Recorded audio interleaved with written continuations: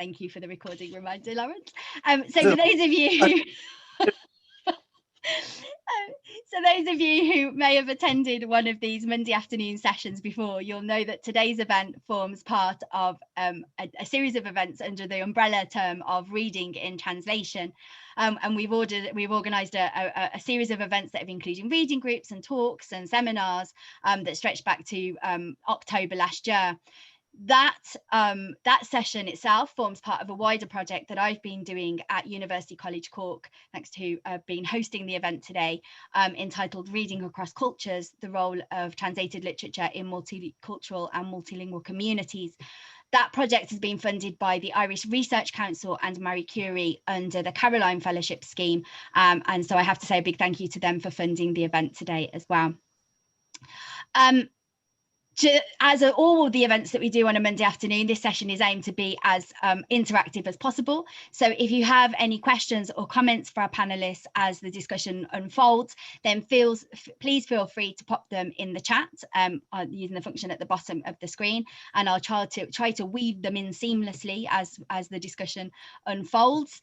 If not, and you'd like to ask your question in person, then there will be time for questions and answers at the end. So you're more than welcome to use the raise hand function or pop it in the chat, and I'll come to you towards the end of the session, as long as time allows. Just also to let you know, but now you do, because Lawrence has just reminded me, this session is also being recorded and will be available to watch later on the project Facebook page, Reading Across Cultures. If you search that on Facebook, you'll find it, and also on the YouTube channel. Elizabeth, maybe you could pop that in the chat for me, pop a link to that for anybody who might want to find it. But just to let you know that we are being recorded, just in case that you don't want to be on camera when you ask your question later on. If I could also ask you just to make sure that your microphones are muted during the discussion as well, that would be helpful. Thank you. So, as I said, I'm really pleased to welcome Lawrence and Layla as panelists for this discussion today, and for two reasons really. One, because I guess they themselves, as they're kind of their own identity and their own persona as writers and translators, bring a kind of insight into this topic that is very specific and very interesting. But also because as writers and translators and the experience and knowledge they have also got industry knowledge that makes for, as I said, a really interesting discussion. For those of you who might not be familiar with their work, Lawrence Schimmel is a full-time author writing in both Spanish and English, who has published over 120 books in a wide range of genres. He's won the Lambda Literary Award for his books Homosexuals, Challenging Assumptions About Gender and Sexuality with Carol Queen, and First Person Queer with Richard Labonte, among many other honours. His writing has been translated into over 40 languages, including Kurdish, Farsi, Welsh, Makua, Changana, Maltese, Romansh, and Icelandic. Lawrence is also a prolific literary translator. His translations into English include La Bastarda by Trifonia Melibea Obono, the first book by a women writer from Equatorial Guinea to be published in English. Hatchet by Carmen Boyosa, which won the Cliff Becker Book Prize in Translation, and I Offer My Heart as a Target by Johanny Vázquez Paz, which won the Path Prize from the National Poetry Series. His translations into Spanish include George Takei's graphic novel memoir Nos llamaron enemigo, Coleca Putuma's Amnesia Colectiva with Arrate Hidalgo, and Maggie Nelson's Bluets. He lives in Madrid in Spain, and he's joining us from there today. Layla Benitez-James is a translator, editor and writer whose essays have appeared in Black Femme Collective, Tenderly Mag, Europe Now Journal and Asymptote Journal. Her poems are forthcoming in Bennington Review, and her translations and poems have appeared in Virginia Quarterly Review, Latino Book Review, Poetry London, The London Magazine, The Acentos Review, Hinchas de Poesía, Guernica, Waxwing and elsewhere. Her audio essays about translation can be found at Asymptote Journal Podcasts. Her first chapbook, God Suspected My Heart Was a Geode, But He Had to Make Sure, was selected by Major Jackson for Cave Canon's 2017 Toit Dericot and Cornelius Eady Chapbook Prize, and published by Jai Ally Books in Miami. Layla is joining us today from where she lives in Alicante in Spain as well. So thank you so much, both of you, for being here and for joining us for this discussion. I guess as by means of kind of a general introduction, I was talking before about not knowing quite where to start with this. So kind of a very general introduction into the subject. I wondered if we could maybe start by unpacking the term diversity, first of all. I guess when we think about translated literature, we kind of would automatically think about translated literature as kind of as seeking diversity in itself. So Lawrence, maybe you could talk to us a little bit, first of all, by what the unbalances are. What do we mean by diversity or lack of diversity within translated literature? What is or isn't being represented? As you say, there's so much to unpack, and each trying to figure out. I wonder if before I actually get to the question, if I may talk a little bit about power dynamics, because I think it'll give us some useful vocabulary to talk about over the course of the discussion. So since we're talking about translation into English, I'm going to focus on how power works in the Anglophone sphere, specifically or primarily in the US and the UK and Ireland. If I tend to imagine power as a pyramid, okay? At the top of the pyramid are the people who have the most power in our society. They would be white, heterosexual, male, Christian, and then this is one of those words that both in Spanish and English, which are the two languages I work in, not disabled, which is not the same as able-bodied. But we don't even have a term for that privilege. And that underlies what privilege does, the blind spots that, even linguistically, we don't even have a term to talk about how we enjoy this privilege, and that everything is determined or is measured against those terms. So it doesn't matter where anybody else is on the pyramid. So the pyramid is not to say that, for instance, I, as a gay, Jewish, white male, I'm in a higher or a lower range than a biracial, queer woman, for instance. That's not important. The important thing for the power pyramid is that we know what our place is, and we also know above us. That is, I was raised heterosexual by default, so I know what it's like to live in the straight world, and I also know what my experience is like. The power pyramid is very useful for discussing a lot of things. Among other things is that it's always easier to write up the power lines than down the power lines because of what I mentioned.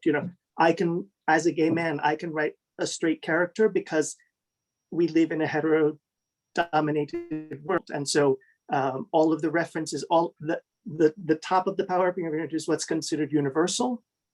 And so anything, it is not considered strange for me to read a heterosexual book, whereas for many people who are straight, it would be seen as, a gay book would be seen as not something for them, not relevant to them, something that's, unless they were going out of the way to look for diversity. So that power pyramid and how power structures work underlies everything. It underlies how books are measured or what they're being measured against. This is something there's been in translation a lot of discussion now about comps, and is saying so-and-so is the so-and-so of their country, and how pernicious this is, and how colonialist it is in its sort of outlook of, how to understand things. So let me just, give the power pyramid as my way of answering that, and then let Layla give her comments as well. But, I think that the power pyramid, it's something that I will refer back to as we have our discussion, and it underlies so much about, what gets published, what gets reviewed, how it gets reviewed, who has access to education, training, access to publishing. All of these things are going to be, or the power pyramid comes into play with all of them. Even reading. So it's something that, especially I see it a lot with both the LGBT literature and also with the kids' books, where at a certain age, kids stop reading, boys, for instance, will stop reading books with girl characters because they're seen as losing as being lower on the social pyramid by their peers if they're seen in public reading a girly book, a book with a girl character, even if it has magic or a dragon or an adventure or some other thing that they're interested in.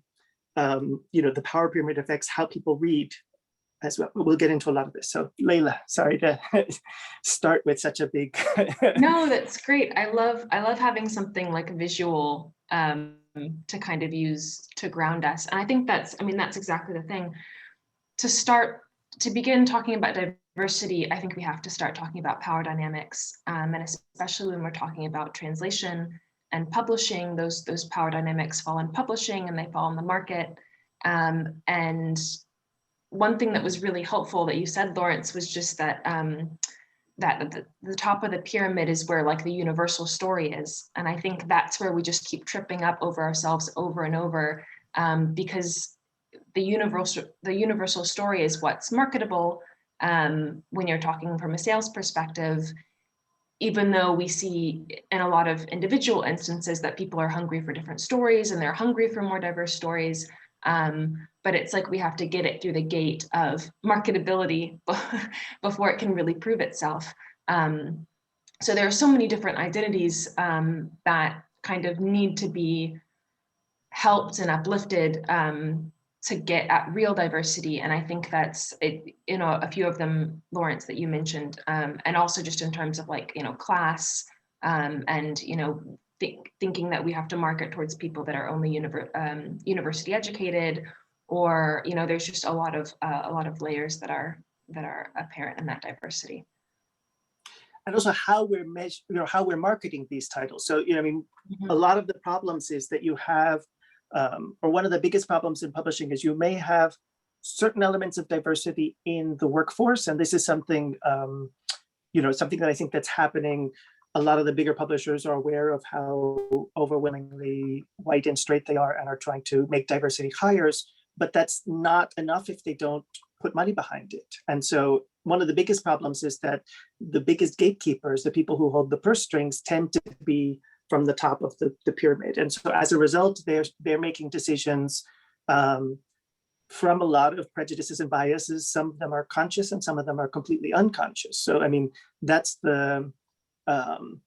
that's why, like the power pyramid, when I say that it's easier to write up the power lines or to translate up the power lines, it doesn't mean that you can't do the opposite, but you have to unlearn so many prejudices that are so ingrained, sometimes even on a linguistic level, as I mentioned, with not being disabled, and I use not disabled rather than able-bodied because lots of disabilities are not physical, they're also mental disabilities. So we don't have a term that even, it's this laguna in our language. And so it's sort of, without even having vocabulary to talk about it, it's hard to conceptualize, or it's hard to get a handle on, to be able to wrestle with it and say, how are we overcoming these prejudices or biases to make sure that the diversity of stories are getting out into the world. But also, what Layla was talking about with marketing, who publishers think the audience is for different books is so evident in so many different ways based on how they're pitching books and who they're pitching the books to.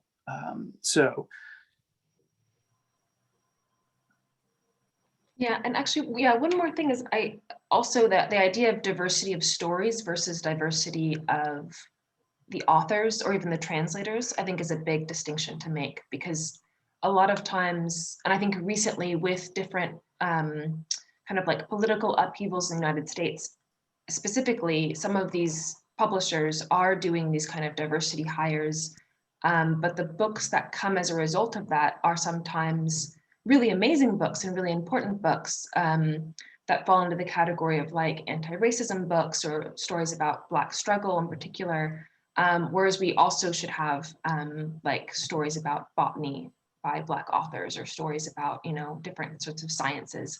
And so I think sometimes diversity needs to be unpacked in a way where we're making sure that it's about the stories and the people that are writing them.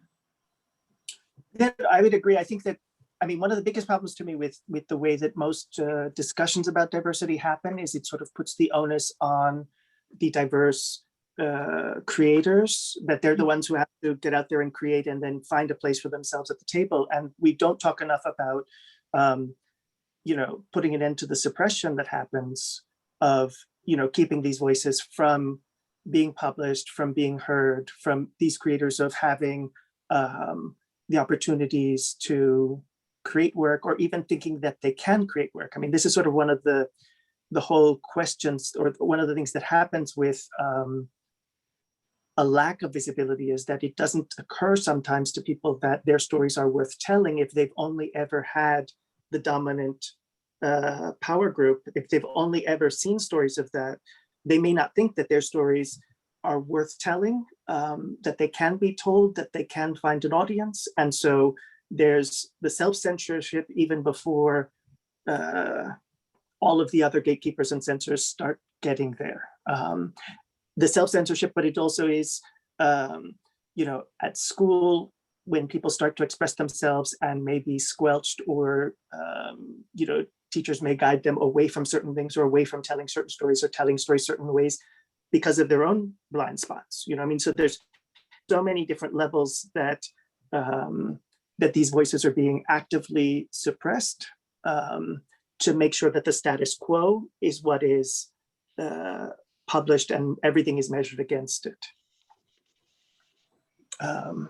So to talk about this from translation things, one example, I translate a lot from Spanish into English, and I know that when I'm translating Latin American titles, most Anglophone editors expect that the books perform their Latinidad in a certain way. That is, it can't just be a good sci-fi novel from Uruguay. It has to be a book about Latin identity in order for me to successfully pitch that book to Anglophone editors. So, so much is, how the power pyramid works in terms of the prejudices of who they think, or what they think a translated book does or needs to do, or is expected to do. The sort of, I think in the Anglophone world, we demand of a translation things that are very different than what we demand of original fiction, and that there is an expectation, an educational element, that people demand a work in translation to educate them about a culture, so that rather than English speakers doing their work to educate themselves about a culture, or educate themselves about a culture by reading authentic work about a culture, they need it to be sort of spoon-fed to them, and they expect the translations to do that work. Some of this is more obvious in genres. I know there's a lot of, in mystery, there's a lot of sort of like armchair travel, where the mysteries are less about the mystery than they are about the exotic destination. So there's writers who are writing, tourist guides basically through mystery novels. But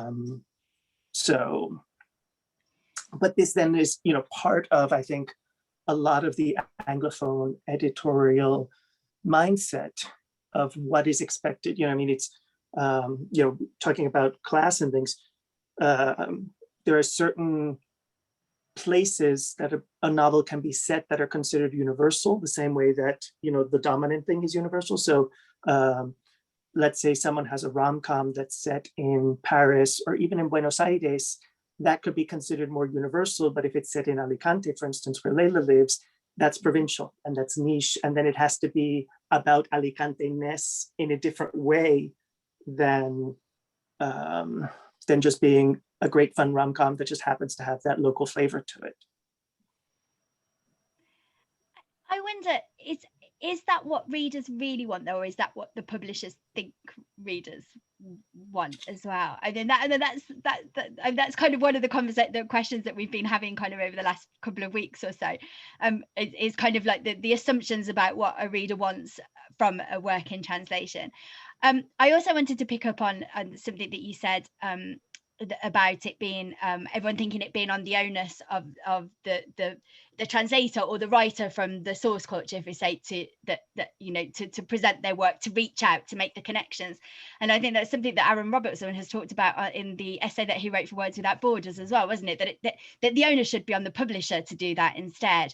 So what should publishers be doing? I mean, how can we start to shift that in terms of the publisher? Yeah, that was a great article. Aaron Robertson wrote an article called, I think it's Publishers Need More Black Translator Friends. And, you know, I think publishers can do a lot. I think one thing is to have more faith in readers. And I know it's difficult too. I've been learning more about publishing, and I think, you know, so much of it is down to capitalism and making predictions. And, you know, you want to bet on a winner. And sometimes, you know, people are trying to like engineer this kind of, you know, the next new thing. But I think having faith that readers are hungry for new stories, and they do want to hear sci-fi stories and fantasy stories and mystery stories, and, you know, food writing, travel writing from different voices, and people do like to be surprised. And so I think it's really, first of all, that publishing in general needs to be more diverse. If you think about the people at the head of publishing companies, there needs to be more diversity there, across a range of identities. And then just to have the faith to throw funding and support at these projects. So I would agree totally. And I think that one of the biggest blocks still, especially from commercial publishing, is that publishers tend to underestimate who readers are, or they tend to underestimate which stories will interest readers, or they only think of a certain subset. That is, you have this power pyramid and they think that the only reader is this small top of the pyramid.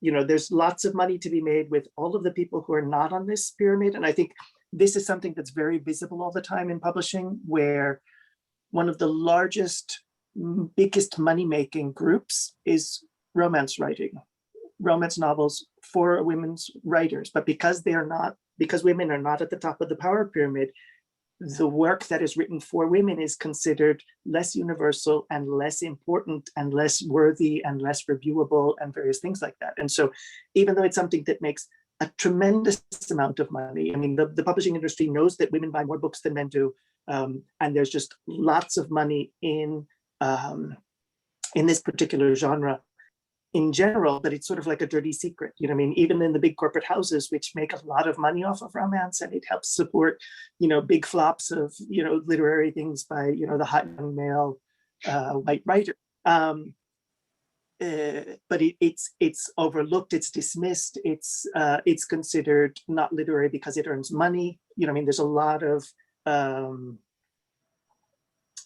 There's a lot of prejudice, you know, that's seen, and it's, you know, ties completely down to how that power dynamic works. So, you know, there's also, I mean, I think one of the other things that's been very interesting in the world, and how those gatekeepers in traditional publishing are losing some of their function in some way, or that people are finding workarounds with the changes in technology. So as new platforms come up where creators can connect directly with an audience. So you have things like Wattpad or Kindle or Patreon. So you can have someone who is creating something that may seem like a niche, and suddenly there is all of the people who've never been able to find things that talk to them and their experience may support, you know, be able to support a creator directly and make it possible for that person to create work for them as a result. So, I mean, that's something that's happening outside of the sort of ivory towers of the corporate publishing world. Obviously, there's also lots of small presses that are doing what they can. Distribution is one of the biggest obstacles. And this is something I think that, you know, having access to the means of distribution or the means of production has always been important. And we've seen this, for instance, with the rise of feminist presses, so that women coming together and saying that they're sick and tired of men saying that these stories are not worth telling, and, you know, creating the books themselves and doing it. We've seen it in LGBT publishing, where not necessarily needing to go through the filter of a heterosexual gatekeeper to say this is worth publishing or this isn't. And this is something you'll see a lot in corporate publishing, where they may be like, oh, there's money to be made, let's try a gay book.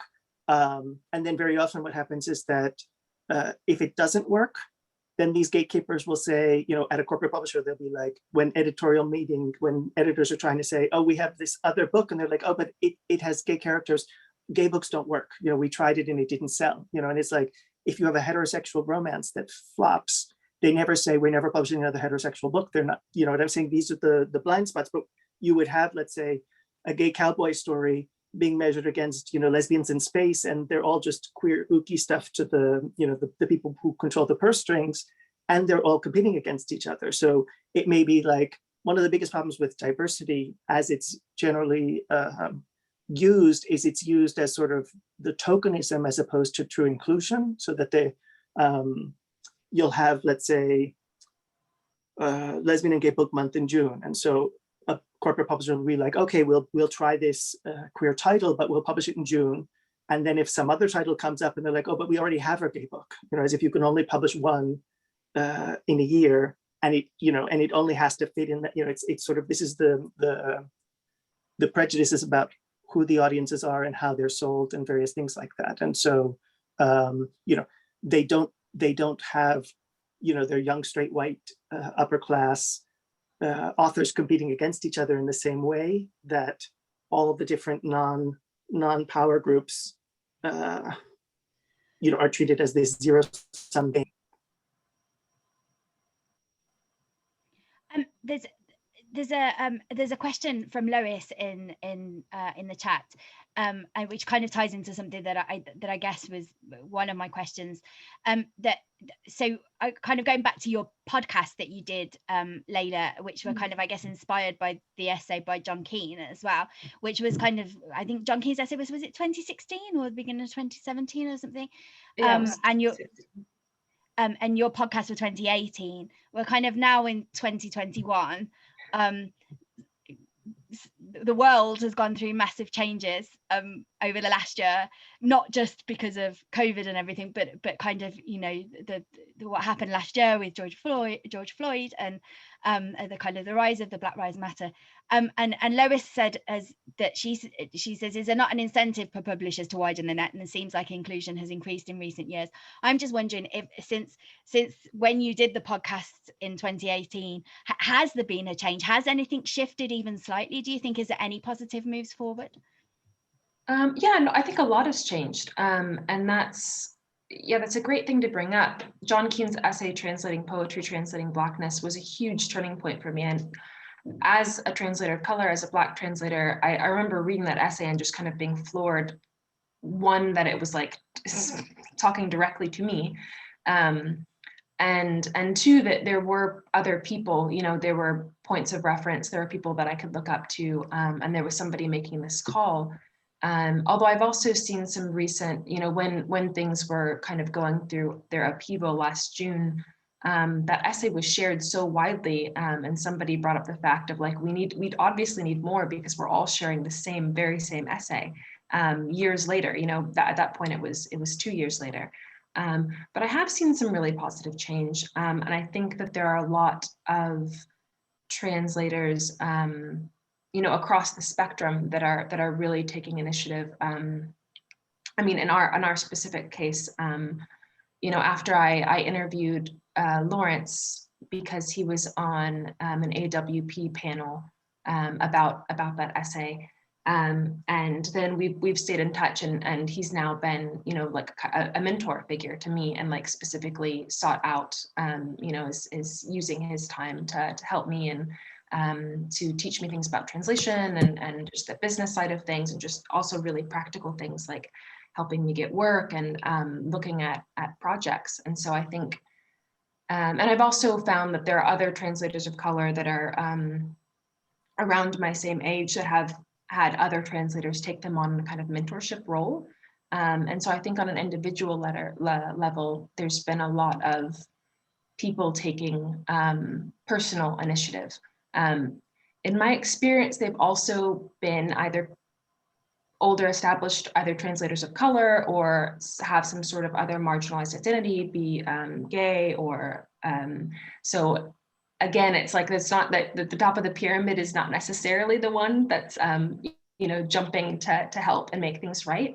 But I think on a wider level as well, I went to an AWP conference, I think in 2012, I think it was, the Association of Writers and Writing Programs in the US. And I think that conference in Boston didn't even have very many translation panels at all. I mean, I was circling them on the big program, and it was kind of like they were few and far between.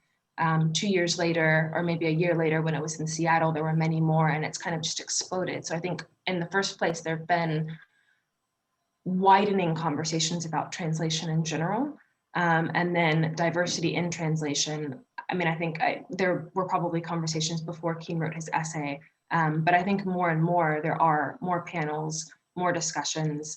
I think there needs to be bigger sparks in the publishing world, but I think there have been some presses that are taking on more of these works. So I think that there has been progress for sure.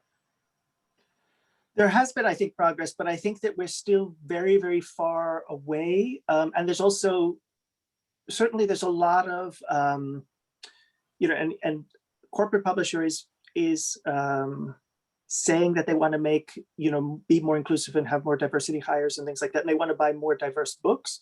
But you also have to look at, and I know that there's a lot of caution from a lot of creators as well of, yes, it's fine for, let's say, Simon & Schuster to say we want to diversify, and then they keep publishing memoirs by these, bigots who are hateful, and, and is this the house you really want to be at? And it's sort of, the other question is that, who are the editors and how are they going to be treating your work? So for instance, I know there's a lot of trans writers, and many editors have been saying, I'm looking for trans voices only. And it's like, yes, but how are they treating their writers, and how are they treating the work at the editors themselves and the houses? So, I mean, you may have somewhere where the house style at a publishing house, the copy editors will foreignize the use of, by using in italics for words that are not standard English or things like that. These are all othering. There's lots of ways that work can be not respected in the original or in the translation or things like that. I do think that, especially we've seen, just to give another example, something like American Dirt and the whole fiasco that was around that, of instead of telling these stories and having people tell their own stories, you have white people writing the work instead of translating someone this is their lived experience. And so that's the big problem with, we haven't seen enough change on that level still. I mean, it still happens to be, the top power people judging and deciding what gets published, how it gets published, who gets to write it. They may, and there's still a lot of, performing monkey sort of, oh, we have our little gay person, or we have our little trans writer, or we have our Black or our Asian American or our whatever identity they think needs to happen. Some of which are things that are based, sort of tail wagging the dog. So you have, by having something like Asian and Pacific Islander Month, publishers will rush to make sure that they have something for that slot. So I was one of the co-chairs of the Publishing Triangle in the 90s. And one of the things we did was we created National Lesbian and Gay Book Month in June, which is good and bad. It's created this sort of ghettoization that most queer titles from corporate publishers happen to be published all in June in order to be on that table as new releases during that month. At the same time, it was successful in doing things like getting a gay and lesbian section into Barnes & Noble. Barnes & Noble is the largest chain in the US.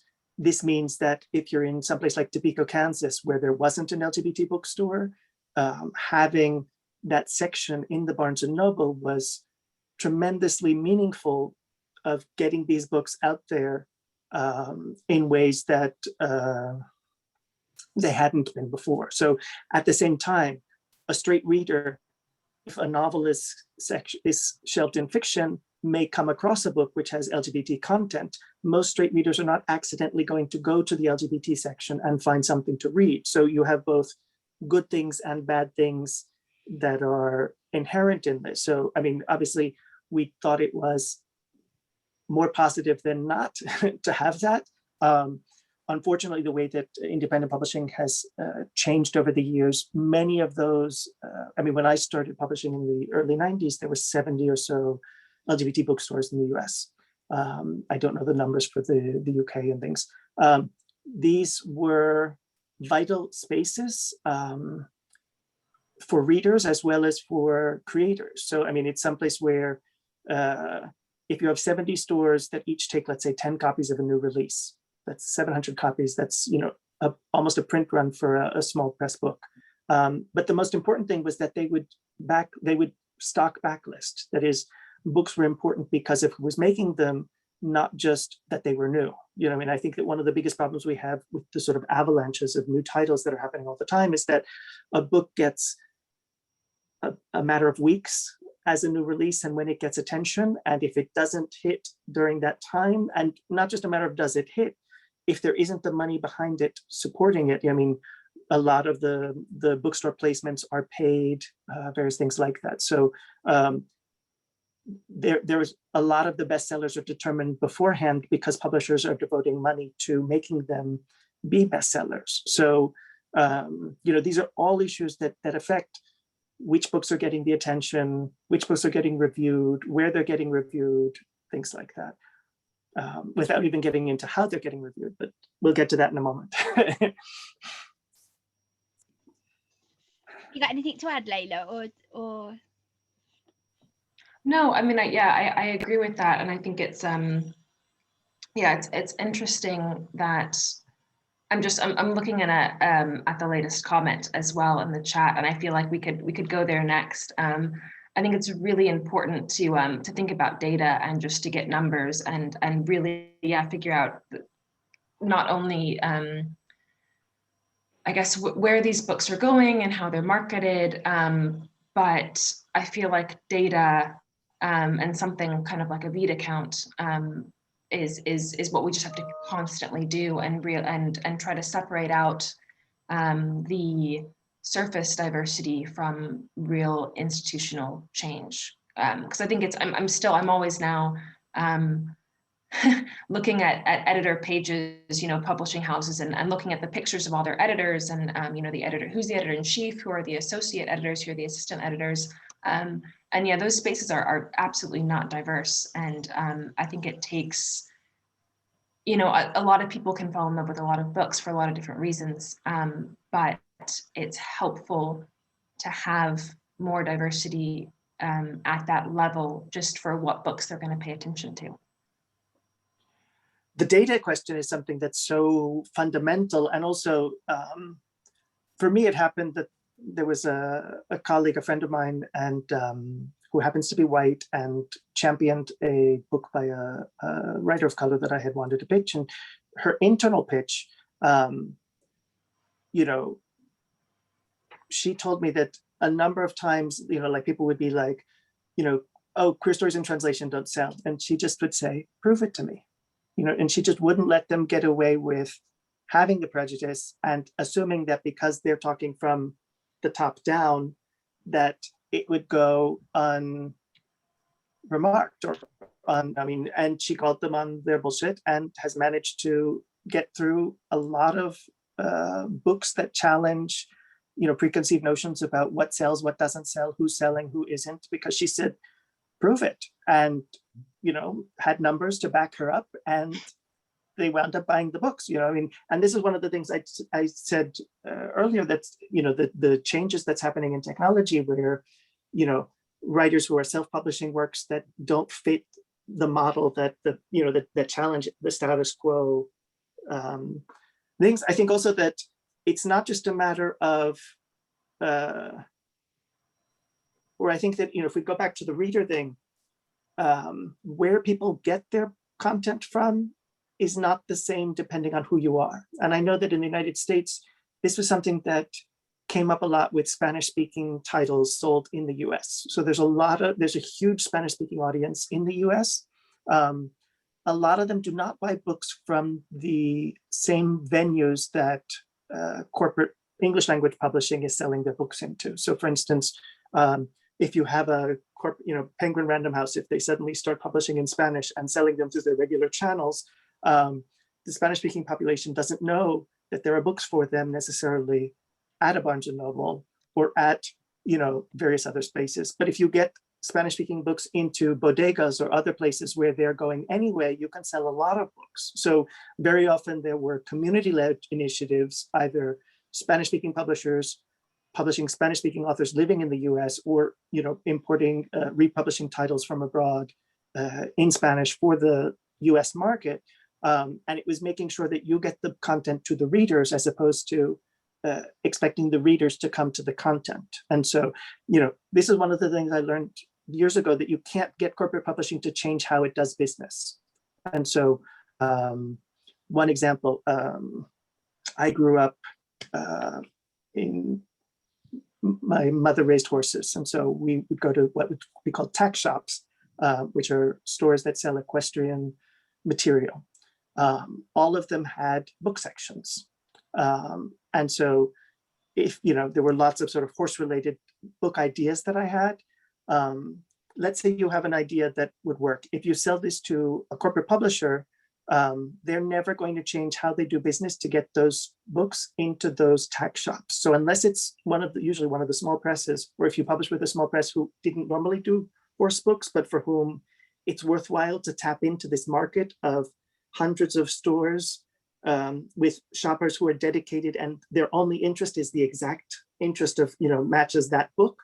So, if you do that book with a small press where it's in their interest to actually put the legwork in and sell thousands and thousands of copies as a result, but you're not going to get, Simon & Schuster or Penguin Random House to change where they're selling books in order to get their books into that store, even though they could sell lots of books. It's just not how the corporate publishing works. Elizabeth's just put a question in the comment in the chat, which is really interesting. So she says she wonders what the instruments and the methods are that publishers use to work out who their audiences are, and whether this is kind of also a question that needs to be addressed as well. Yeah, absolutely. And I think just not only finding out who the readers already are, I guess it's like, what are the potential markets that we're not reaching, and how do you make readers? I mean, I guess it's a thing about putting the book in the tack shop or the bodega, and I'm just jumping forward a little bit also to like finding, not just finding readers, but finding new translators. Like I was teaching creative writing in Houston for a number of years. And in some of the schools that I was in, the population of the school was bilingual, and that was not valued. So in my eyes, this English only education should be illegal in the US or anywhere. Like I just saw these kids who, all of them had the makings of brilliant translators, because I think anyone who's raised bilingually, not that you have to be, but you have the raw stuff of a brilliant translator, because your brain is going to be more elastic, it's going to be more natural, it's going to be easier for you to move in both directions, which I think is often really difficult for people. And so I think it's not just a matter of how do we get the people who are already reading these books to be reading different books, but just like, what markets are we not tapping into? How are we not speaking to people? And I think it also comes, I see this all the time in pop culture and movies. The horror film Get Out was a huge success, and people were surprised. And it's like, well, there's a huge market for this that's just not been tapped into. The TV series Insecure was a huge success, and it's like, yeah, there are a lot of Black people who would love to watch wealthy Black people run around Los Angeles. Like, the market's there, the people are there.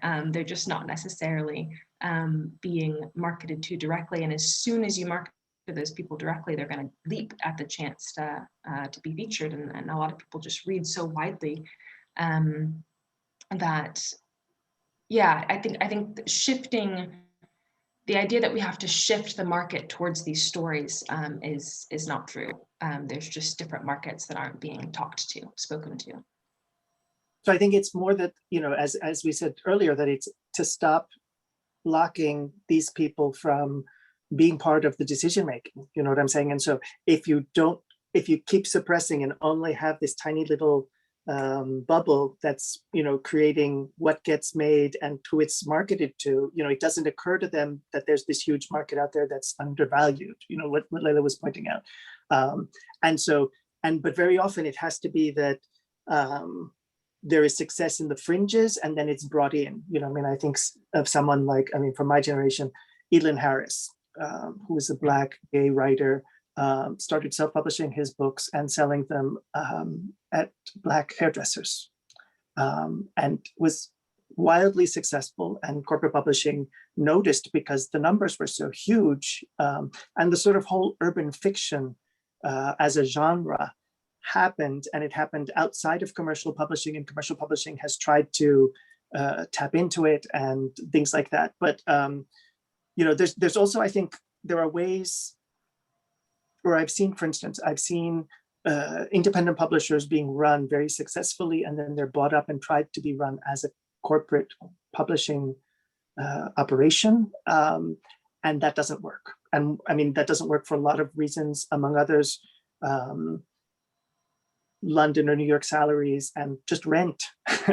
Just the rent in London or New York can put most publishing, can make most publishing unaffordable. So, this is one of the things that I'm hoping that one of the long-term positive outcomes of the pandemic will be, now that so much has been decentralized, that with people working at home, that it will be more possible for more diverse people, racially, sexually, class-wise, geographically, to be part of the publishing industry without needing, just being able to survive in New York on what publishing pays for an entry-level salary is so prohibitive.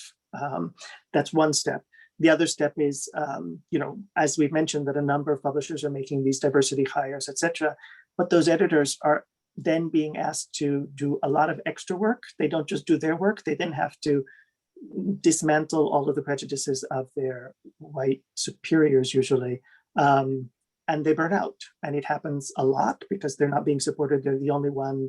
They're given all these extra unfair burdens as a result. And it affects what they can buy in. We haven't talked much about translation yet, but it's all related about, translation is not always or only something different. And I guess, a good way to look at this would be anime and manga. So anime and manga took corporate publishing completely, blindsided, that you have young girls who are absolutely passionate about this material and buying it like crazy. So, again, it was a sort of market where they were just like, we never thought of this, how is all this money happening and we're not getting a cut of it. And you also have the sort of fan translations that happen in both anime and that the fans are so desperate for the work that they are translators without formal training or experience who are translating, and not translating as translated literature as this sort of rarefied something, pure content driven. Lots of successes that we've seen lately have come from translated literature, whether it's the Ferrante Fever or the Stieg Larsson Millennium Trilogy, which again just totally took publishing by surprise. Not marketed as works in translation, though. It's sort of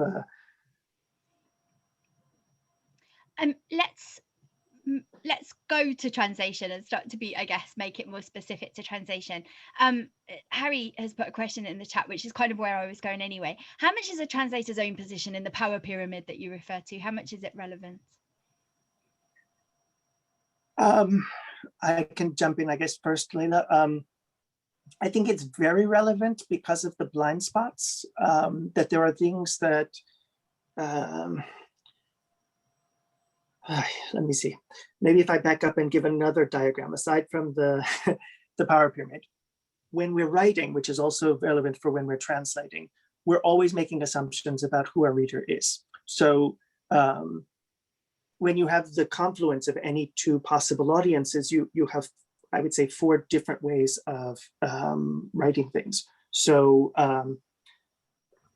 just to give an example,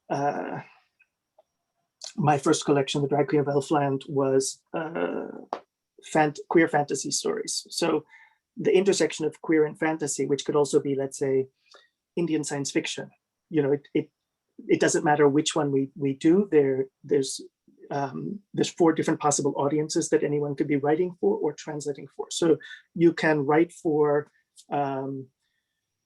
instance, my parents, where you have to explain both the queer content and the fantasy content. You could write for a gay audience where you would take for granted that they would know butch femme, but you would explain how the vampire mythology works. You could do the opposite. You could take for granted a fantasy reading audience and explain the LGBT subculture stuff, or you can write for queer sci-fi fans and take for granted that they're familiar with everything. So those are the 4 ways that we can create. But those, you know, when we're translating, there are also all these assumptions that as translators we are making about who our audience is and how we're addressing them and what we're explaining, what we're not explaining, what gets taken for granted that this is culture that, even if not universal, this is culture that audience will understand, or where we have to assume that this needs to be explained or glossed or things like that. You know, I mean, as I mentioned earlier, one of the things that I feel in the English-speaking world, we put these demands on translations to explain everything and gloss everything in a way that much original fiction uses complicated terms, vocabulary, things like that are not glossed, and you just have to infer it, look it up, things like that in an original work, that you can't get away with that in a translation. I mean, the people assume, you know, the assumption that the translation's purpose is to educate the reader makes that much more difficult in many cases.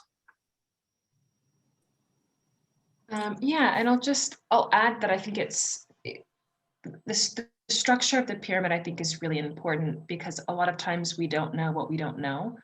So if you are not from a particular section of society, you might not be aware that you need to look up more things. And I think sometimes what's really shocking to people who aren't translators is just how much of translation is research. And honestly, I have no idea how anyone translated anything before the internet, because Google image is like a godsend, and YouTube comments, and like there's so many weird things that as a translator you get into, but you have to know what to look up. And I think a lot of times, you know, it's not a case of, you know, using a dictionary, using word reference. Like I'm not familiar with the term in Spanish, and I look it up and I figure out like there are certain things that it could be. There's so many different cultural references that, especially in the LGBT world, or especially when you get to different people of color, like things are not what they seem to be. You know, there's all sorts of slang that just, you know, you need a Google image search to really know what it is. And I think so many times what questions of identity ignore is that it's not that anyone has like kind of stomping ground rights on these stories. It's just that certain people are going to perceive what they need to interrogate, or they're just going to already know, you know, what these things are. And there's, you know, a lot of examples. I know that Lawrence in particular, you had one from a gay story where a straight translator just didn't really, that one just got something really wrong. And I think it's really important that this is not framed in a way that would attack any translators either. Like, there needs to be support. And I like the way this question is phrased. Should a translator be worried that they are not the best person to represent an author's work well? Yes, absolutely. The translators are worried about all sorts of stuff, though. I think the question is what you do with that worry. And if it's just a worry that you ignore, that's a problem. And if it's a worry that your publisher can't support you on, then that's when it becomes an issue. And that's when you end up with a translated book where a person that is in that community reads a word and says like, wait a minute, this is taking me out of the story. This isn't right. And it kind of, it really shows the translators there in a bad way. And I think there's, but I think that the structure to help with that is already at place in publishing, because publishing houses pay for copy editors, and they pay for fact checkers, and they now more and more ideally well, and more in an ideal world, they would pay for sensitivity readers, or various layers that a book can go through to make sure that it's the best book it could be. And so I think on one level, a translator doesn't necessarily need to match, and it would be impossible to match the identity. They just need to be supported and aware that there are things that that they might not know. And I think the pyramid is a really, really important thing, because sometimes specifically not matching the identity of the writer is going to be a helpful thing. And the examples I have for this are like very old literature. I'm thinking of Emily Wilson's Odyssey, and the new Beowulf by Maria Headley. Like, they specifically were looking at representation of female characters that have been completely ignored or kind of mishandled by male translators, and it's only the fact that they are not that same assumed identity that allows them to kind of see that and interrogate the language that's used in those particular books. I know, Lawrence, that you're quite activist in your work, is that you actively search out diversity in the books that you translate, and so how do you deal with the blind spots that you come across? Oh yeah, when you that's a great question. There's lots of stuff to respond to still. Sorry. Before I get to that, I will try and get to that too. The fact that a translator, I think, is worried that they may not be the right translator is a healthy, positive thing. I think that the problem, the problem with translating outside of your identity is arrogance. And so the people who assume that they have power because, who assume they're right because they have power historically, they're the ones who are least likely to question or doubt themselves, unfortunately. And that's when mistakes can be made. And there's so many different mistakes. Layla mentioned, this is a collection of gay erotic stories that I had written in English that was translated into Spanish in, I think, 99. So it was the year that I first moved here. My Spanish was not good enough for me to write in Spanish directly or to translate myself. And there was a straight male who did the translation, full of so many different mistakes. The one that Layla referred to, he didn't know what the word leather queen was. And instead of looking it up, he just translated it as paganos, pagans, because they were dressed in leather, performing rituals. And he just made a biased assumption. And, that's sort of where the arrogance coupled with the not being familiar with the identity that you're translating from can be so pernicious. So, as a positive example, there was one time I was invited to write a short story for an anthology published in Germany called Hot and Holy, ein erotisches Advent calendar, so an erotic Advent calendar. And I was the token gay story, but most of the stories were by German writers, and the few stories translated from English were all translated by the same, happens to be a straight translator. And he was nervous that there might be gay slang that he didn't know how to say properly in German, so he called a gay chat line from the back of that he saw in the back of the newspaper, and asked the guys on the line, he said, don't mean to kill the mood, but how do you say, these sexual terms? Is there gay slang for this? And that's something that really makes a difference. The translator who did this, who did such a bad job, he used a pseudonym for the translation. To say, I want to get laid this weekend, instead of saying, quiero echar un polvo, he said, quiero mojarme el churro. I want to dip my churro. Very blokey heterosexual slang, completely not appropriate for the book. This doesn't mean that a heterosexual can't translate a gay writer. And it's interesting, my most recent book, which is 100 erotic microfiction that I wrote in Spanish this time, has been translated into English by a woman named Sandra Kingery. And it was funny, my dad, when I told him about this, he says, "Oh, congratulations, son, but what does this woman know about gay sex that you don't, and you're a professional translator? I mean, this is what you make your living doing." But in this case, it's been interesting, and especially because of the power pyramid,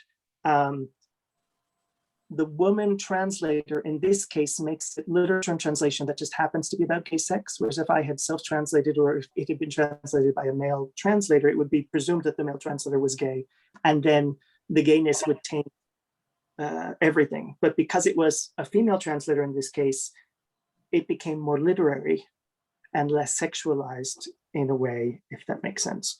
I did want to also mention, just because Layla used the term people of color. People of color is one of those terms that, the same with BAME, people of color, BIPOC, they're all terms that I dislike because of the way that they center whiteness. And so it's a thing where it's white culture identifying all, or sort of lumping together all non-whiteness, which is very different than, let's say, LGBTQIA, however we want to extend that, which is normally a self-chosen identity. So, I mean, those are slightly different. But I mean, this just shows us how powerful words are and how powerful blind spots are. So, I mean, you know, a term like people of color and lumping all non-white people, all the Black and brown, you know, people, it centers whiteness so much and so unconsciously. And so these, I think, are the things that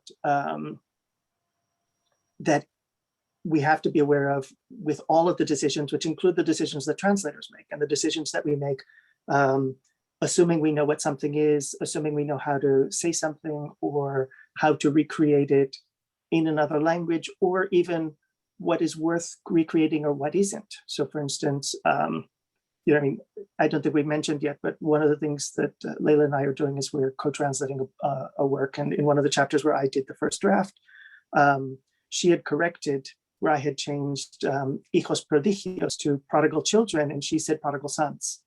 And I said, no, just because Spanish uses the masculine as the neutral doesn't mean that we as translators cannot have agency and cannot decide to be more gender neutral in how we go about our translation, which means that we can be gender neutral even in a text that doesn't use gender neutral language itself.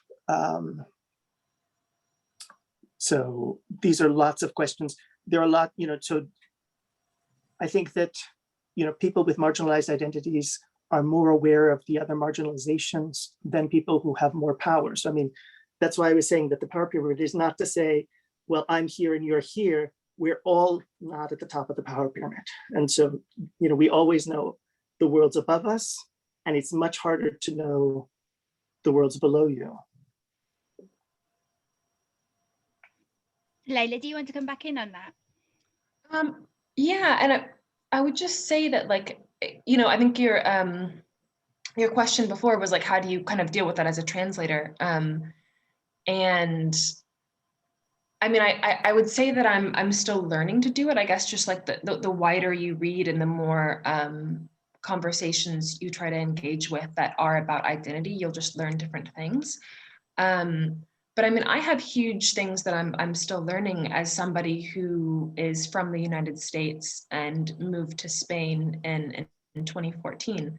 When I came here, I wasn't specifically seeking out Black literature. That's something that kind of just happened slowly. At first, I was just seeking out more things to read and just more community. And there happened to be some festivals that I went to where I got in touch with a kind of an Afrocentric bookshop called United Minds that's in Valencia, Spain.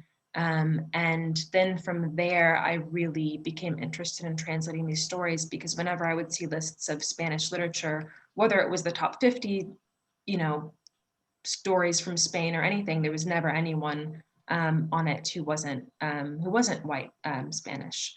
And, you know, a big part of John Keane's essay was like, you know, what is it that we don't know you know, just in terms of the diaspora, that we don't know that there are people in Spain or France, or, you know, sometimes, you know, I'm speaking as someone from the US, whereas like, you know, somebody from the UK might have a different experience, but just like that the world is a lot more diverse than we think it is, or there are many more stories, there are many more people. And so if we get a list of Spain or a list of France, and, you know, we're not seeing all the stories, you know, it makes our reading less rich. But yeah, I definitely had a few stumbling blocks. I remember going to a meeting of kind of like a Black student union in Madrid. And we were going around and speaking about personal experiences. And at that point, I had really, you know, I was really emotionally invested in like sharing Black stories. And sometimes when people were speaking, I wasn't quite translating them in my head, but I was thinking like, yes, this is like an example. And then I was kind of confronted by this woman who kind of realized that when I was speaking, I was translating their experience like very much in a US context. Like, this woman shared an experience and I said, yes, and in the US, this is how it is. And she was like, no, like, don't make it all about the US. Just like, listen to the story, take it in. And like, you know, I think especially in that specific example, you know, I think class and where you come from has a huge impact in Spain in particular, because there were a lot of US military bases in Spain in the 80s and in the 70s. And so being a Black person from the United States carried with it a completely different weight, or being from the UK, having English carried a huge different weight. You know, it affects the way the police interact with you. And so there's all sort of assumptions that that Black people from the US will make about Spain and about France. You know, you have this kind of like idea of like James Baldwin or Audre Lorde going to Germany, these attitudes of Europe being a kind of haven for, like in contrast with like a racist US. And so I remember the first couple times that I was speaking with this group of people as well, they were saying, we hate that idea that you guys come here and you feel like you can relax. Like, you know, people born and raised in Spain, they were like, we can't relax. We're still afraid for our well-being. And it just makes you realize too, like when you can slide around the pyramid depending on where you're going.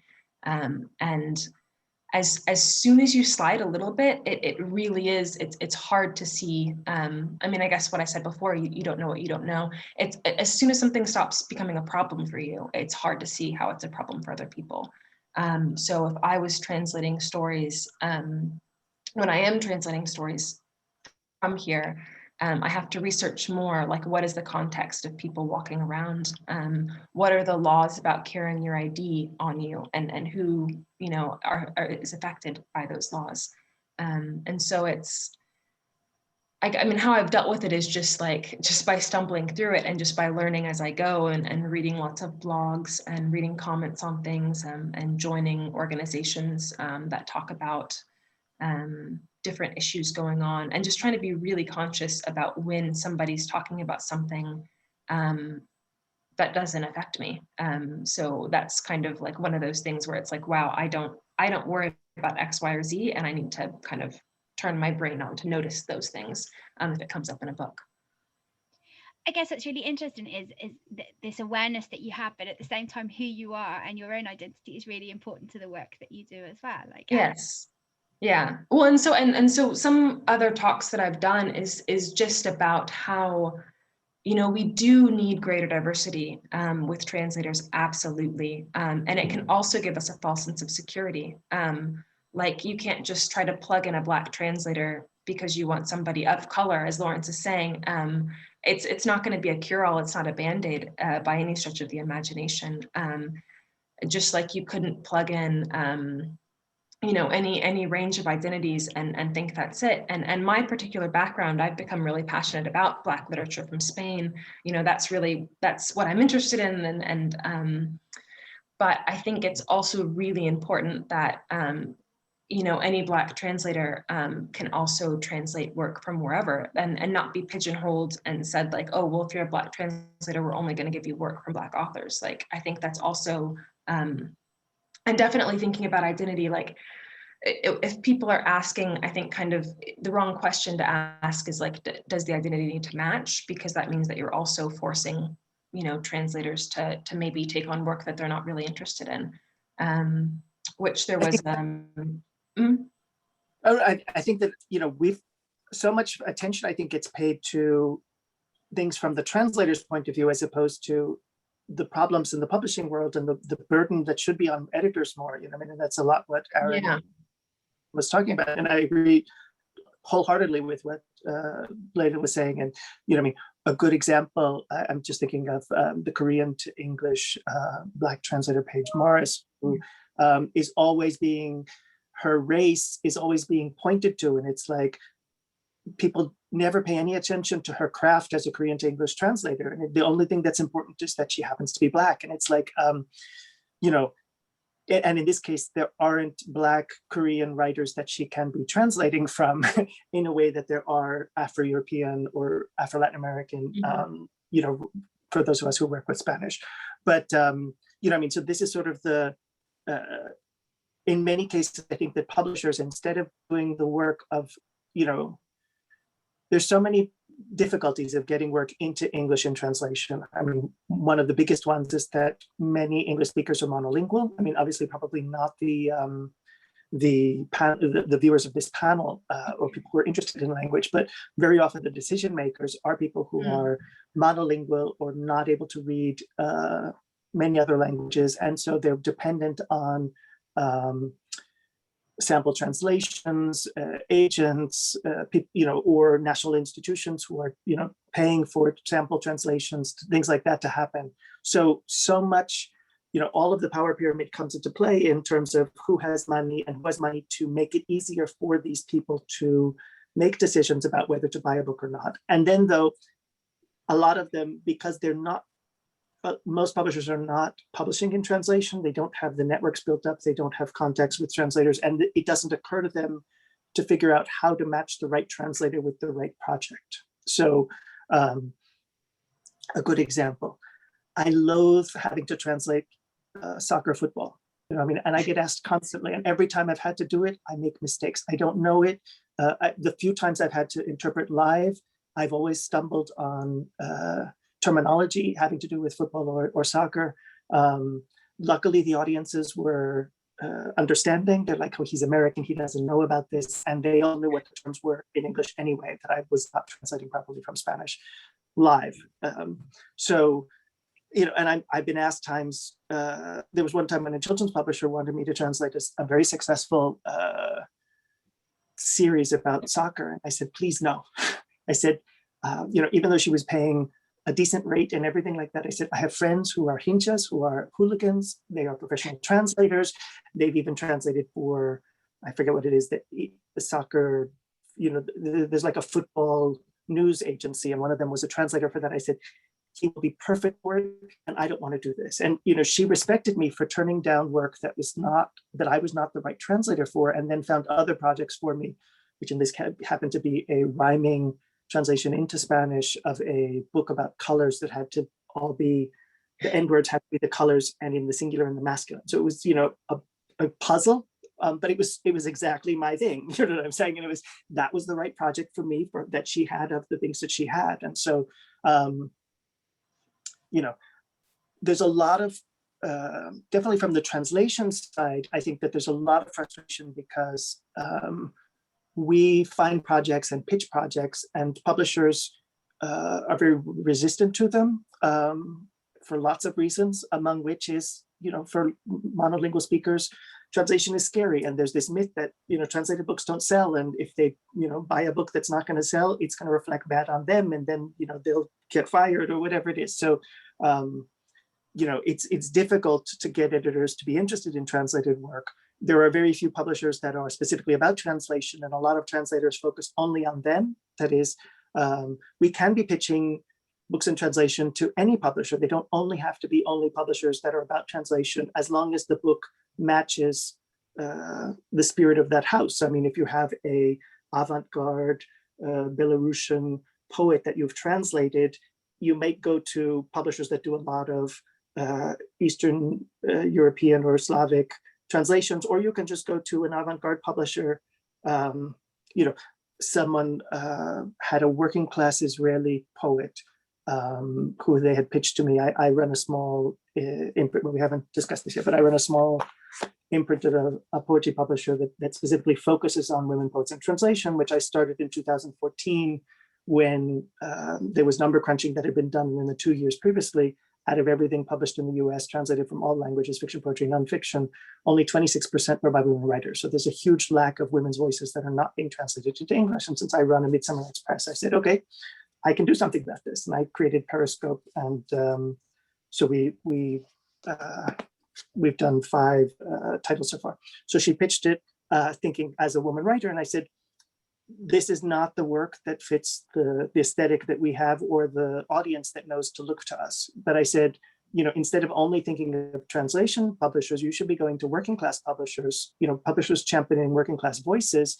And even though it's a translation, that's incidental because this is so much a working class struggle book that's what the focus is, and that those presses would be open as well. You don't only have to think if it's a translation, it can only go to a translation publisher. So, but publishers who do translations, whether they're used to it or not, need to do better at making sure that they're casting around to get the right translator for the project and not just get whoever's convenient or whoever they've heard of or whoever's the first person that necessarily comes to mind.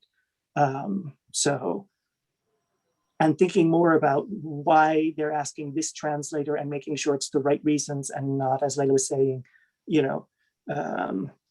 we have a Black author, so let's ask a Black translator, even though the book is a satire, a political satire, and the author translates avant-garde poetry. That's not a good match. Whereas someone who may not be of the same identity, but who translates other political satires would be the perfect match. And you can do things like make sure that you have a Black copy editor go over the work, or make sure there's a sensitivity read, or all of those things to make sure that you're on the publishing end treating the work respectfully.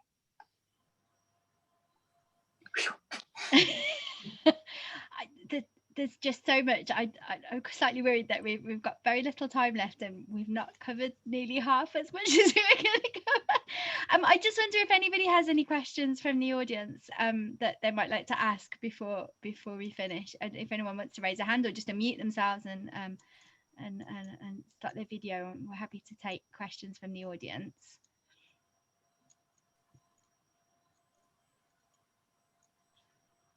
While we're waiting, I'll just mention one thing that's very different in the Spanish-speaking world is that translations, instead of being unsaleable, translations are more saleable. That is, an unknown writer in translation is more saleable than an unknown writer in the original. Because there's this underlying preconception that if a work was good enough to be translated, it has to be good. Whereas an unknown writer in Spanish, they don't know anything about it. The other thing that happens is that you have all of the promotional artillery of having quotes from the media and things like that to support an unknown writer in translation into Spanish, for instance. So these are all just, it's the opposite, I think, of what happens when work goes into English, although definitely, if a work has won an award or if it's sold hugely, these are all things that then publishers put on the books as sellers or justifications to say, you should look at this anyway, despite it being translated. I guess that's one of the avenues that would have been interesting to kind of to look at, compare Spain with kind of like an Anglophone. I think that we might open a can of worms that we don't have time to put the lid back onto, so it might be slightly difficult. Kim did put a question in the chat. I don't know if we maybe covered it, but it possibly goes back into a little bit more about the role of the different agents involved in the process. Kim said, can editors help to diversify translators? They have to. They're the ones who are. So, Yeah, I think it has to come from editors and on the publishing side, because really it's just a case of money. I've heard a couple other discussions lately.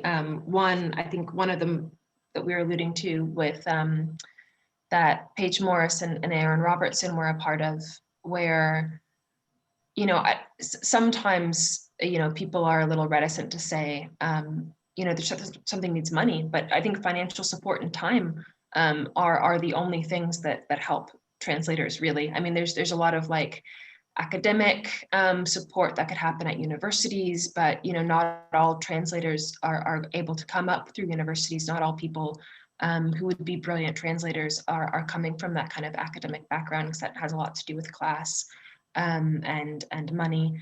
But I think the biggest thing that editors can do is just to support, put time and money behind more diverse translators. And, you know, part of that too is perhaps doing some publishing initiatives where there's like a specific program where, you know, you're looking to translators of color, ask them, you know, to recommend, you know, other people, try to fund, you know, either awards or fellowships that are giving funds to people who haven't already made it, you know, who haven't already proven themselves. Because a lot of the time, to prove yourself as a translator means you just do a giant amount of unpaid work. And if you are financially stable enough to do that, or if you have, you know, some sort of other outside support, you know, you can break through. But, you know, a lot of people aren't going to be coming from that background where they can devote just hours and hours and hours to translating a novel on spec and then do all the work of trying to, you know, shop it around to publishers and, you know, get radio silence much of the time. You know, it's a lot of, there's so many unpaid hours that go into translation. So, I mean, that's one of the ways that editors can make a difference. And, you know, one is paying samples and, you know, paying for samples to a broader range of translators and giving opportunities to people and looking beyond certain things. I think also one of the biggest problems that many people have is, you know, heritage speakers having so much prejudice against them. That's something that happens a lot. I think that translation, you know, the mindset that translation is also this from one language into another language where there's absolutely no overlap. You know, I mean, we live in a very hybrid, multicultural, globalized world. So much hybridity happens. I mean, certainly the languages Layla and I work in of Spanish and English, there's so much Spanglish and hybridity between those two languages, and in many specific cases, I mean, certainly much more in the US, there are people who speak both of them who may be reading translated literature or not. And so that audience is very different in the US than it might be in Ireland, let's say, which doesn't have as large of a Latino population or a Spanish-speaking population. So although, I mean, certainly Ireland and Spain have historical Catholic history together. So, you know, one of our main thoroughfares here in Madrid is O'Donnell. So, but we have 2 minutes, so it has to be a quick answer. But will it ever be possible to move past, this is from Corinne, will it ever be possible to move past the capitalist framework of saleability? What might a different model of publishing look like? I don't know, I hope so. I mean, I feel like the capitalist, so much of what has made me hopeful about things being decentralized after various, you know, measures of the pandemic is, I think a lot of it just reveals how that's not really a sustainable model, and it hasn't been for a lot of people. But yeah, no, I don't know exactly what another model would look like, but I think keeping it out of something like the big four or the big six, like I think it's having a lot of independent publishers who have more artistic freedom.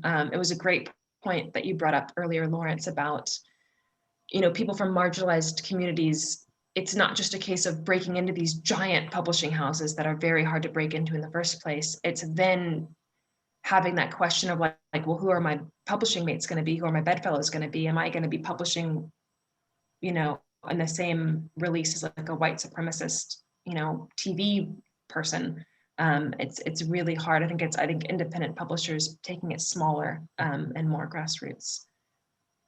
I mean, one thing we haven't talked about with translation and capitalism is who pays for translations. That is, who gets corporate support, or institutional support to fund translations, and how much that makes a difference in terms of, especially the Anglophone sphere of who's publishing translations and where they're publishing them from, tend to be very driven by their support for it. And certainly, as a translator, when I'm pitching projects, one of the reasons I started this imprint, I know that when I'm pitching projects by male writers or female writers, it's much easier for me to place the established white male or non-Black writers than it is women writers, writers of color, things like that. So, and it's also much easier to get support for them. I don't know the numbers of the most recent Conaculta from Mexico, but the previous round of the 60 projects that were funded, only 9 were by women writers. There's this huge misogyny. There's the racial prejudice is very much relevant or very alive as well, unfortunately. So to go a little more to the question, the success of things like Wattpad or Kindle, of people publishing directly, of creators publishing directly, that is a possibility of getting around that. I don't know about things like something like Patreon, whether translators can work, I can imagine someone saying, translate the Tale of Genji with the Patreon and publish it in installments, and people can pay this sort of micro patronage to a translator to enable them to be able to do a project like that. So there are some other possibilities. Unfortunately, we do live in a capitalist society, and that underlies more than anything else the whole pyramid about who can do, who has access, who thinks they can do it. Layla mentioned teaching, and her students are translating in their daily life constantly, and don't think that because they don't see themselves out in the world as translators, they don't think that this is a career option for them, whether it's a viable one or not. Through literary translation, that's a different situation. How to make literary translation.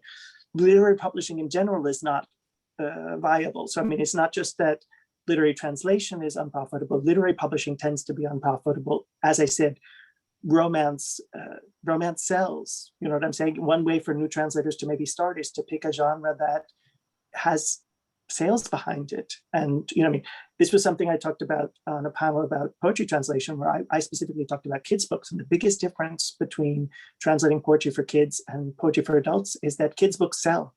Kids' books sell lots of copies, and poetry, a board book or a picture book that just happens to be 14 or 15 poems sells as a picture book. It doesn't sell as a poetry book necessarily. And as a result, there's money there. There's other conditions, other things about, illustration, how that affects the translation and various things like that. And commercial things, it has to be something that works as a children's book in the target language. So there may be more liberties that one takes to make it work than the sort of pure artistic, preserve the voice of the original poet. So I don't know if we used up all of our time. we kind of, yeah, and we've run over a little bit, so I hope people will forgive us because I think it was worth it. Thank you so very much. I really do feel we just scratched the surface, and we could probably go on for a lot longer, but it has been an absolute pleasure. Thank you so much for your input. There's lots of comments congratulating you and saying thank you in the chat. As normally we would be having a massive applause if we were in person. I will give it to you on everybody's behalf, although I think people can clap on the emoji thing. So yes, thank you so very much, and let's do this again soon. Thank you everybody for joining us this evening. It's been brilliant to have you here, and have a very good evening, and we'll see you all soon. Thank you. Thank you. Thanks for organizing this. You're very welcome.